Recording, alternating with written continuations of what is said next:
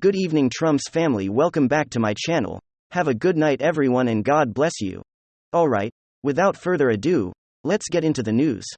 Now we know the train derailment in East Palestine in Ohio resulted in a controlled burn of chemical substances. So there wouldn't be an explosion and things wouldn't be worse. We know that. It was several weeks before Pete Buttigieg, the Secretary of Transportation, showed up. But that was one day after President Trump showed up with water and cleaning supplies for the people there. Joe Biden has no plans to go there.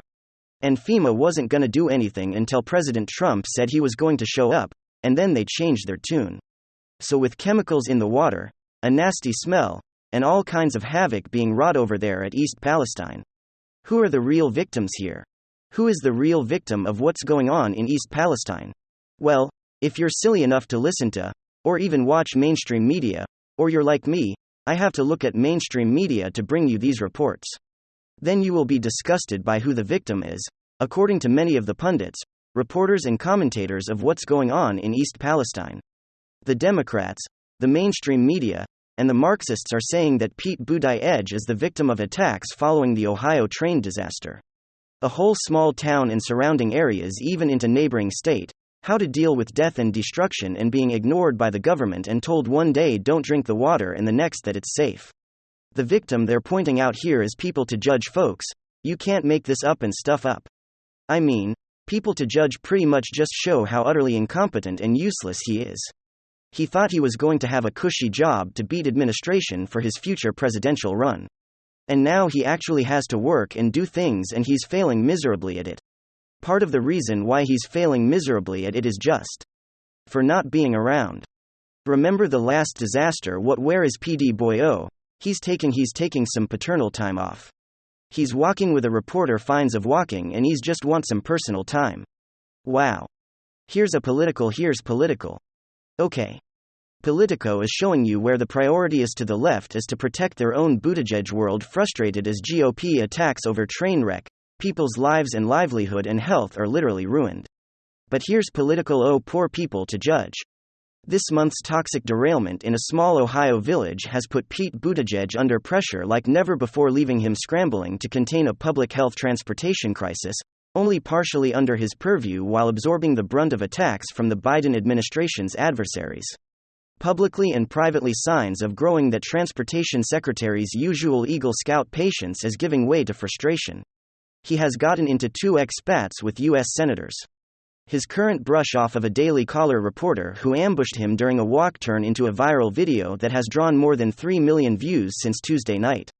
And on Wednesday, Buttigieg's allies were complaining that he's taking an unfair pounding over the disaster. All because of this perceived ambitions as a one-time and future presidential hopeful. Pete Blues has just taken a lot of bullets for the president on this one. Democrats said the efforts by Fox News and Republicans to use the pain of the East policy community as a political weapon is both enraging and demeaning. You mean the pain of the use of the East Palestine community that is being ignored by the Biden administration? And then, some significant news, there's been this amazing event that apparently has happened before at Asbury University. They had a 24/7 revival meeting. It's called the Asbury Revival. And it's drawn tens of thousands of people, like 50,000 people, to this tiny Kentucky town over the course of 13 days, just to pray. It's not political. It's not like a big Trump event. It's not like a big right-wing event. It's a bunch of people who came to a church. And then over the course of 2 weeks, essentially, they just prayed and prayed and prayed and prayed. The fact that this is not drawn kind of intense media coverage is kind of shocking, in the sense that it is a media story when 50,000 people descend on a very small town just to pray and find communion with each other and God like that. That's an amazing thing. I guess it's not that amazing. The media won't cover it because if they had been doing 50,000 people arriving for a 13-day orgy, then the media would be all over it, right?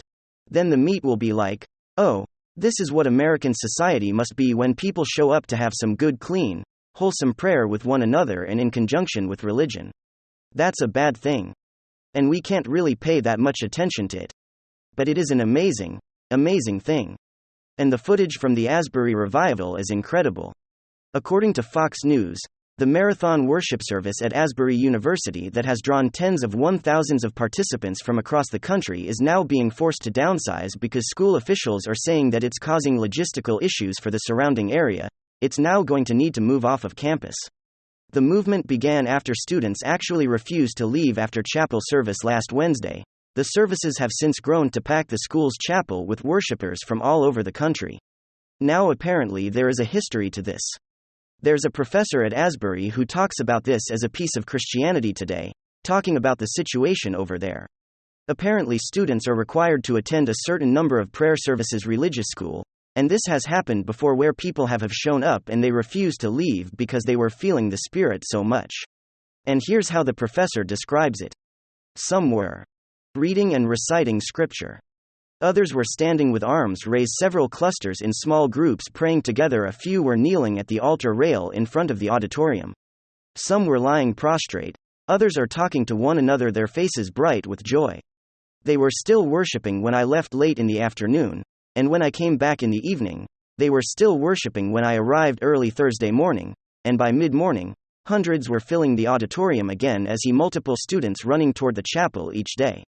By Thursday evening, they were standing room only students who began to arrive from other universities: University of Kentucky University to Cumberland's Purdue, Indiana Wesleyan, Ohio Christian University, Transylvania University Midway, Lee University, Georgetown College, Mount Vernon, Nazarene University and many others.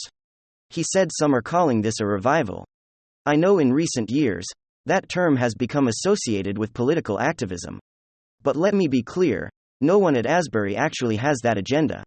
Apparently Asbury does have a history with revivals, including one that took place in 1905. And one in 2006, when a student chapel led to 4 days of continuous.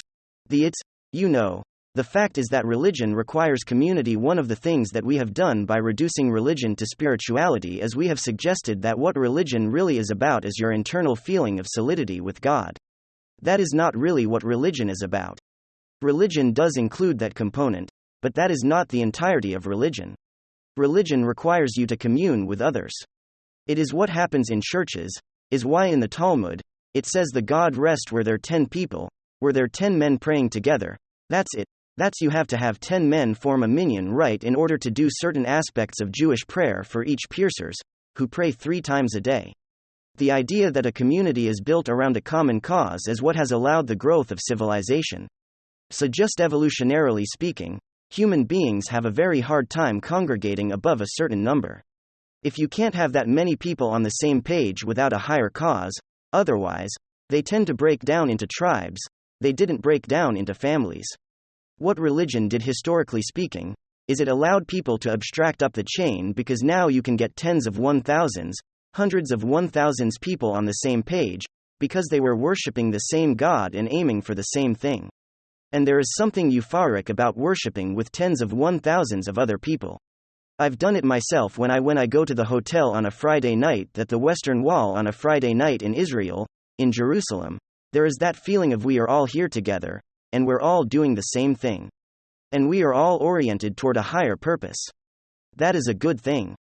And that hole in the spirit is filled in our society by either nothing, which is leading to rising tides of chaos, despair, loneliness, or it's filled with really bad causes.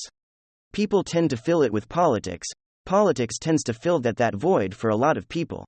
And suddenly you're looking at political utopianism, which is why you see all of these sort of very radical political agendas that are driven forward by a feeling of community. And so Bernie Sanders' rally, for example, turns into almost a religious revival worship service very often. People need that in their lives. People want to feel that feeling of belonging, a feeling of higher purpose, and a feeling they're part of something bigger than themselves. One that is oriented towards something proper, like a relationship with God, a God who calls on you to be moral and good toward your fellow man. That is an amazing, amazing thing. What I'm hoping is that what's happening in Asbury is the forerunner to a broader religious revival, because let's be frank about this, without religion society in the West is going to die. It is just that simple. The reason being secularism cannot uphold the foundations of secularism itself. Secularism is rooted in certain preconditions that only exist because religion exists. Those preconditions include things like demographic growth, fundamental institutions like marriage, a belief in the rational ability to investigate the universe. These are all religious premises, actually, because you can't reason your way to them. And what that means is that if those things fall away, secular society just falls apart. Speaking of, kind of great moments in America's racial conflagration. There's a teenager in Minnesota who confronted the Rosemount High School school board, talking about the teaching of critical race theory, diversity, equity, and inclusion and all of the rest. Good for this teenager. We need more people like this teenager. This has gone viral and it's well worth a listen. In another separate instance, I was told that writing "All Lives Matter" on the whiteboard was political and could be seen as offensive. When I questioned the teacher after class, she told me that she didn't have an answer, and she just had to erase it. And it was quickly erased. There were political signs all over RHS specific about specific races that matter, specific sexual orientations that matter, and specific perspectives that matter. But when I questioned the RHS administration about how the signs were political, they told me that they were supporting human rights. So when I questioned why the equity statement couldn't represent all students, they told me that to even ask that question was outlandish and offensive. And when I asked why that was, they told me, quote, "Whites have a pretty good situation right now," unquote. So is that not racism?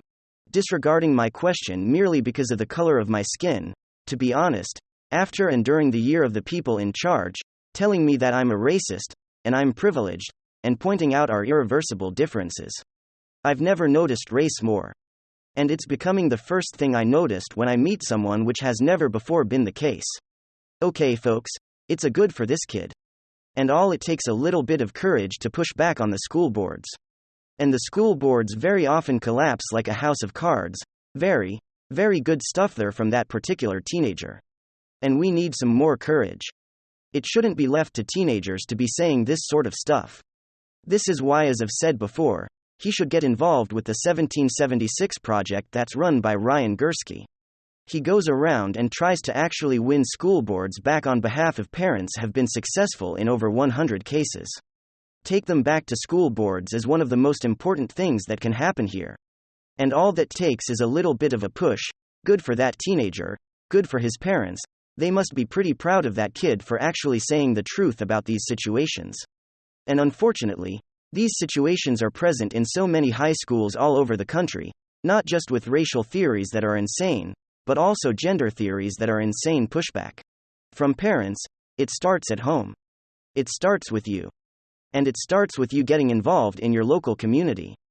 That's what I got for you guys. Hopefully you enjoyed it. If you did, make sure to leave a like and possibly subscribe to the channel. If you're up for it, I'm gonna get back to work. Thanks for watching.